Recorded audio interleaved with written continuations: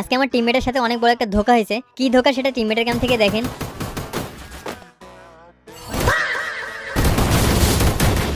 মানে ভাই এখানে আমার টিমমেটের রিয়াকশনটা এমন ছিল, মনে হচ্ছিল ভূত দেখে ফেলছে। তো টিমমেটকে এমন ভয় দেখানোর জন্য ভাবলাম এটা রিভেঞ্জ নিয়ে ছাড়বো, এজন্য এসে একটাকে অনটেপ দিয়ে দিই।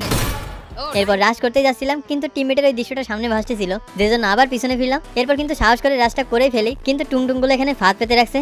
সেই ফাঁদে আমি পড়েও যাই। এখানে এই ফাঁদে থাকা অবস্থায় অতীতের কিছু স্মৃতি মনে পড়ে যায়, চলুন আপনাদেরকেও শেয়ার করি। তো 2-3 মাস আগে টন্ডে ভাইয়ের সাথে আমরাও এনিমিদের উপর এমন নির্যাতন চালাইছিলাম। মুন্না ভাই, ওই সময় এনিমিগুলো মনে মনে কি পরিমাণ গালি দিছিল, এখন সেটা একটু একটু বুঝতে পারছি।